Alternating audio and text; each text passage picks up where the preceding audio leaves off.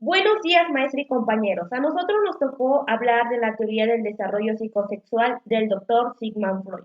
Mi equipo está conformado por Nayibet Jimena Flores Tlatelpa, Mónica Hernández Alonso, Berenice González Moya, Gabriela Berea Trujillo, Heidi García Betanzo y su servidora Mirnes Camilla Hernández. A continuación, mi compañera Heidi dará una breve explicación sobre la vida de este autor. En 1856 en Austria. Fue un neurólogo de origen judío y es una de las figuras más relevantes del siglo XX. Posteriormente se graduó en medicina. Más tarde comenzó a trabajar en el Hospital General de Viena y empezó a formular su teoría del desarrollo humano, basado en la psicosexual, que apuntaba a la base irracional de la conducta humana. El padre del psicoanálisis murió tranquilamente a las 3 de la mañana del 23 de septiembre de 1939. Ahora, mi compañera Mirna hablará sobre la teoría que propuso Freud. Sigmund Freud formuló su teoría del desarrollo humano basada en lo psicosexual y pone gran énfasis en la fuerza del inconsciente, los impulsos biológicos del sexo, la agresión y los inevitables conflictos de la niñez temprana. Considera que pues todos estos moldean y rigen nuestra personalidad. El instinto de la vida que Freud consideraba más importante para la personalidad es el sexo. La mente transforma esta energía corporal en un deseo. Este deseo es una representación mental de la necesidad fisiológica, pues es el instinto o la pulsión que lleva a la persona a conducirse a la satisfacción como necesidad. Recordemos que esta teoría de personalidad se basaba en la observación clínica de los pacientes en Viena, Austria, durante el siglo XIX. A continuación, mi compañera Gaby mencionará sobre las características del teórico del doctor Sigmund Freud. En el abordaje de la sexualidad infantil se mencionó en 3 ensayos. Para una teoría sexual, Freud distingue por un lado la sexualidad infantil y por otro la sexualidad puberal y adulta. Su enfoque de dicha teoría es el motivo principal de la vida, manifestado desde nuestra más tierna infancia. Es la búsqueda del placer. El desarrollo del niño como individuo es un proceso continuo que se inicia con su nacimiento, caracterizado por un crecimiento a nivel físico, emocional, motivacional y sobre todo intelectual. En este proceso pueden distinguirse ciertas etapas que Freud denominó psicosexuales, porque atribuyó al sexo un rol central en el desarrollo y crecimiento del niño. A continuación, mis compañeras Beri y Mónica hablarán sobre las etapas y fases que mencionan dentro de su teoría. La primera etapa es la etapa oral.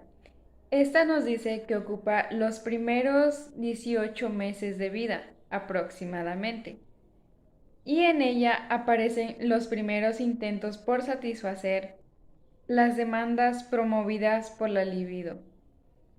En ella, la boca es la principal zona del cuerpo en la que se busca el placer.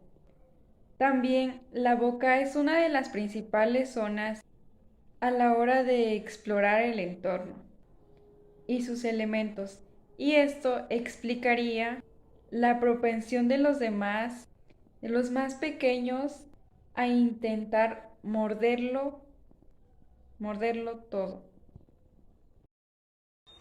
Etapa anal. Esta etapa se produciría desde el fin de la etapa oral y hasta los 3 años de edad.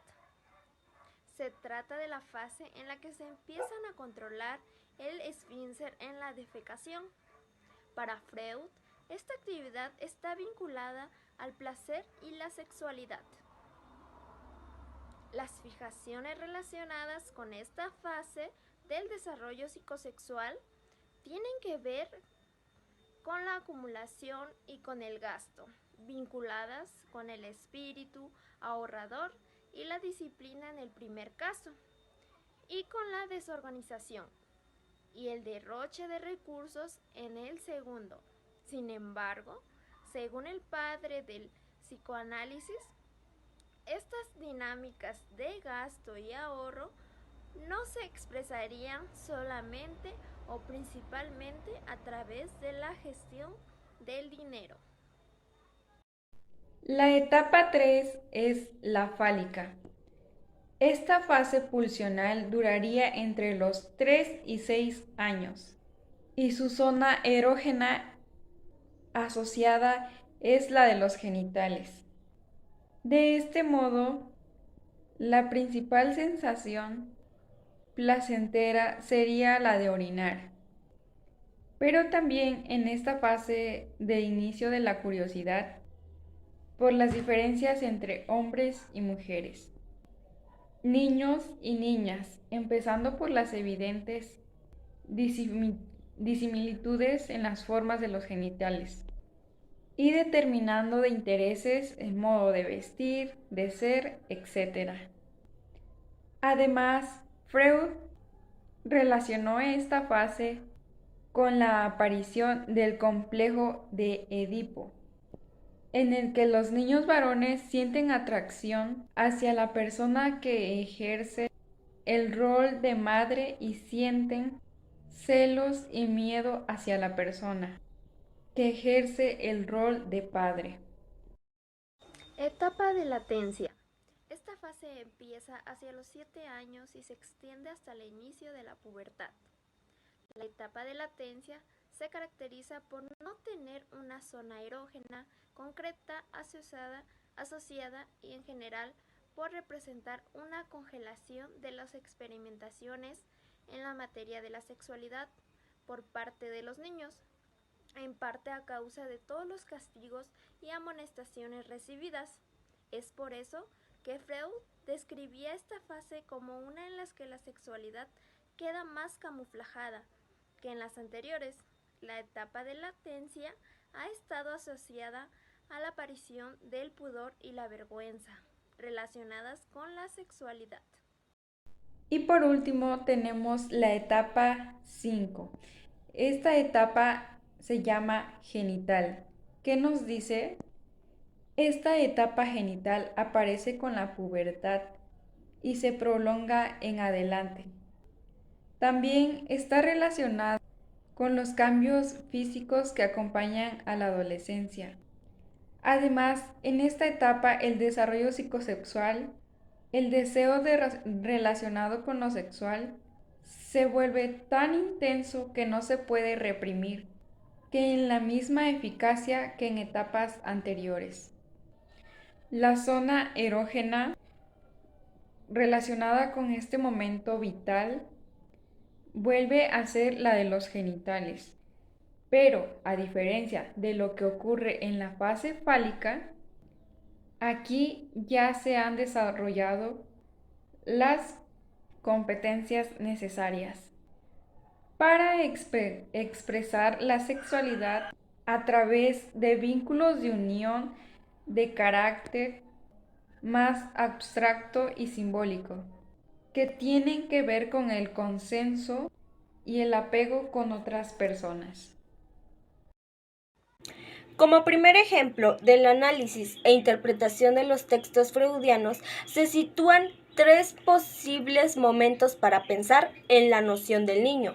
Es decir, como primer momento tenemos la teoría de la seducción, en donde se dice que al niño se le pone en el papel de víctima.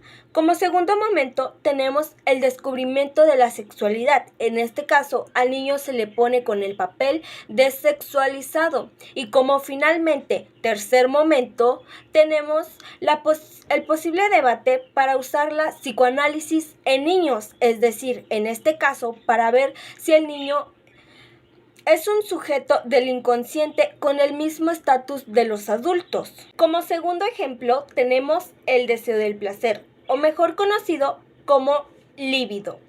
En los niños pasa por 3 fases definidas, es decir, en la primera infancia satisface el deseo del placer por medio de la boca, es decir, chupando el dedo, objetos, etc. Y bueno, maestra y compañeros, muchas gracias por su atención. Esto ha sido todo por parte de nuestro equipo. Gracias y hasta luego.